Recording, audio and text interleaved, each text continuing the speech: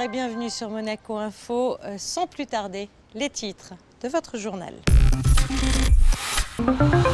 Les conseils d'un coach en motivation pour une rentrée sereine pour petits et grands. Retour sur le périple de Rana, la tortue soignée puis relâchée par le musée océanographique en juin dernier.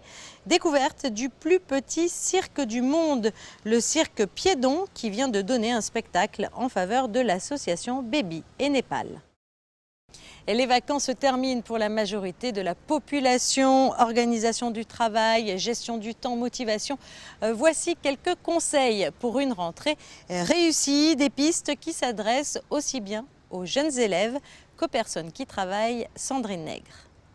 Une bonne hygiène de vie, alimentation, sommeil, permet souvent de passer le cap de la rentrée de manière positive. Une façon aussi de conserver les bonnes habitudes souvent prises en vacances. Pour obtenir une motivation optimale sur les plans scolaires, personnels ou encore professionnels, plusieurs possibilités et surtout conseils comme se fixer un objectif. Ça veut dire par exemple pour des jeunes, se dire à la fin de cette année, je veux finir l'année avec une moyenne, mais une moyenne précise, pas une meilleure moyenne, pas quelque chose de précis. Ou ça peut être une moyenne générale en anglais, en mathématiques ou en autre chose. Ça peut être aussi intégrer les études ou l'école ou l'université où ils rêvent d'aller. Donc ça, c'est des objectifs précis. Professionnellement, ça peut vouloir dire vouloir avoir une promotion, apprendre à mieux s'exprimer en groupe. Trouver son hobby, développer une passion peuvent aussi être source de motivation. Exemple concret avec Emma qui a suivi et appliqué bon nombre de ses conseils. On a travaillé différentes choses. On a travaillé tout d'abord mon orientation et vers quelle voie je voulais aller. Donc on a fait des quiz, des tests personnels pour savoir vraiment qu'est-ce qui me correspondait le plus. Ensuite, après avoir trouvé la voie, on a travaillé vraiment sur la motivation, tout ce qui est CV, tout ce qu'en fait on pouvait mettre en avant en parlant de moi pour pouvoir intégrer l'école. Et ensuite, on a travaillé sur l'amélioration de mes résultats du coup pour pouvoir avoir le meilleur dossier possible à présenter. Et aussi, on a travaillé sur un travail sur moi-même en fait pour pouvoir me détendre lors des entretiens ou pouvoir juste apprendre à parler calmement et apprendre en fait comment discuter face à quelqu'un si j'allais me présenter pendant l'entretien. Et voici des dernières petites astuces dans un domaine qui nous concerne tous, celui de la gestion du temps. Il faut vraiment faire la différence entre ce qui est urgent et important, urgent et pas important, important et pas urgent, et surtout faire la différence avec ce qui n'est ni urgent ni important, parce que ça c'est souvent ce qui nous attire le plus, on est tous dans le même cas, donc vraiment essayer de faire la différence entre tout ça. Sachez que dans la mesure du possible, mieux vaut terminer tout ce que l'on entreprend et éviter de remettre la suite sans cesse à plus tard. Autre conseil, une faute ne doit pas être source de déception pour vous, bien au contraire, il faut savoir apprendre de ses erreurs. Souvenez-vous, il y a quelque temps, nous suivions Rana, équipée et relâchée en mer afin que les spécialistes du musée océanographique puissent suivre son évolution et son parcours. Fabien Bonilla est justement allé au musée prendre des nouvelles de la fameuse tortue. Mais où est passée Rana? Voici la question que les spécialistes du musée océanographique se posent. Rana est une tortue kawan, commune en Méditerranée.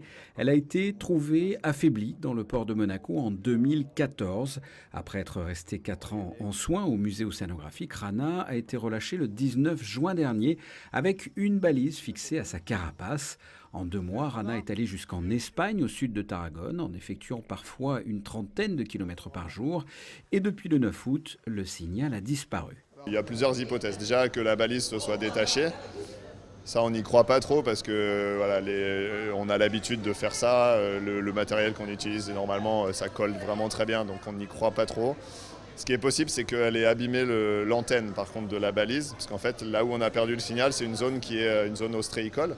Donc avec beaucoup de structures d'élevage dans l'eau, avec des tables ostréicoles. Donc je pense qu'elle a été attirée par les huîtres, elle a sans doute essayé d'en manger, peut-être qu'elle s'est frottée, peut-être que du coup la petite antenne qui est assez fragile a été abîmée. Et donc si l'antenne n'est plus sur la balise, ça ne peut plus émettre, quoi. Donc, voilà en gros nous les hypothèses qu'on a aujourd'hui, on ne saura peut-être jamais, ça dépend si quelqu'un recroise notre tortue ou pas, mais pour l'instant en tout cas on n'a plus de signal. Peut-être qu'elle s'est fait manger, peut-être qu'elle a coulé, c'est possible. Maintenant, nous, on a du mal à y croire parce que vraiment, elle était en forme. Donc, puis elle a passé quand même le plus dur. Là, elle a traversé toute la côte française, le port de Marseille, le port de Nice, où il y a quand même beaucoup de trafic. Donc, elle a évité tous les bateaux. Bon, on pense plutôt qu'il y a un souci de balise, clairement. La balise avait une autonomie de 2 ans. Le signal a été perdu au bout de 2 mois. Les spécialistes du musée océanographique pourront quand même tirer un enseignement de ces analyses. L'information essentielle que je retiens, c'est qu'on a repéré 2 zones dans lesquelles elle est restée à chaque fois une petite semaine.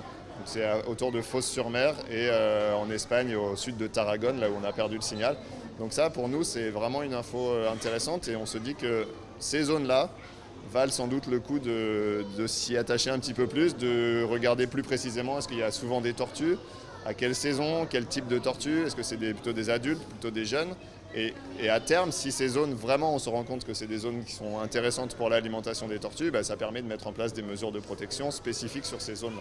Il y a peu de chances que l'on retrouve Rana, mais ce n'est pas impossible. Cette tortue est équipée d'une micro-puce sous la peau qui pourrait l'identifier un jour. Affaire à suivre. Il s'autoproclame plus petit cirque du monde, bien connu en principauté. Le cirque de la famille Piédon se produit chaque année dans la région. Ils étaient pour 2 dates à la Turbie. Le reportage d'Alexandra Pani.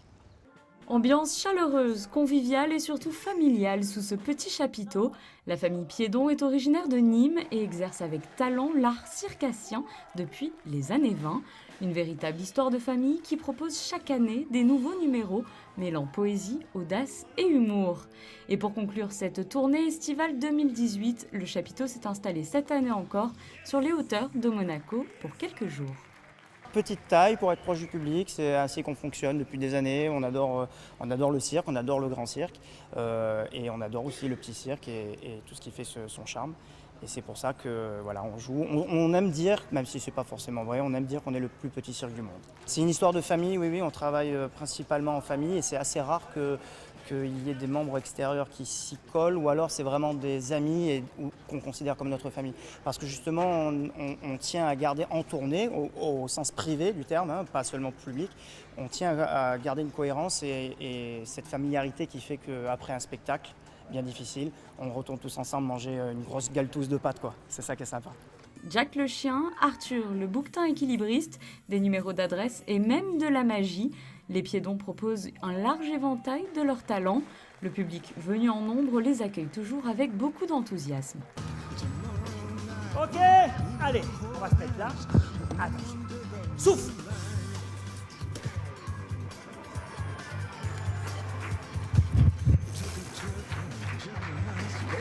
Chloé! Chloé, est-ce que tu peux nous expliquer un peu ce que tu viens de vivre là maintenant? C'est un peu compliqué à expliquer parce que j'ai pas très bien compris le tour de magie. Voilà. Donc c'était sympa d'être sur la piste? Oui. J'habite en face et j'ai vu le cirque. J'ai dit à ma sœur qu'on va au cirque. Et j'aime le cirque parce que moi j'ai fait du main à main. T'as préféré un numéro? Non, tous c'est mes préférés. Pétade de clown. Et ça te plaît tout ça? C'est la première fois que tu les vois, eux? Oui. Cette petite famille de circassiens au grand cœur a souhaité offrir la recette de sa dernière représentation de sa tournée estivale à l'association Baby Népal. On a la chance chaque année de jouer à la Turbie et à cette occasion, on a la chance de visiter justement les installations et donc en compagnie de Son Altesse la Princesse. Et c'est vrai que l'année dernière, on s'est dit pourquoi pas offrir le dernier spectacle de la saison estivale à l'association qui font un travail formidable, notamment la Princesse. Et nous, on est très admiratifs de ça, des personnes comme la Princesse qui se battent réellement pour les animaux, pas seulement derrière un ordinateur, quoi. Ils sont vraiment sur le terrain et ils s'occupent de leurs bêtes et voilà, c'est ça qui nous plaît. Pour les remercier de ce geste généreux, la princesse Stéphanie était présente pour ce dernier spectacle, entourée par les soigneurs de Fontbonne. Après le succès rencontré pour cette dernière date, la petite troupe va s'octroyer un repos bien mérité. Le public, quant à lui, attend déjà toute la famille de pied ferme l'été prochain. Il est à présent temps de passer en revue votre carte météorologique pour les prochains jours. Jeudi, le soleil sera bien présent avec quelques nuages insignifiants. Les températures iront de 21 à 26 degrés. Vendredi, le temps risque de se dégrader fortement avec des orages. Le thermomètre restera tout de même très agréable. Samedi, pas de changement avec un mercure identique à la veille. Dimanche, retour d'un ciel plus clément. Les températures iront de 20 à 24 degrés. Et enfin, lundi, le ciel sera partagé entre apparition du soleil et nuages. Les températures oscilleront de 21 à 24 degrés. Ce journal est à présent terminé. Dans un instant, la suite de vos programmes sur Monaco Info. Et puis quant à moi, je vous retrouve très vite. À très bientôt.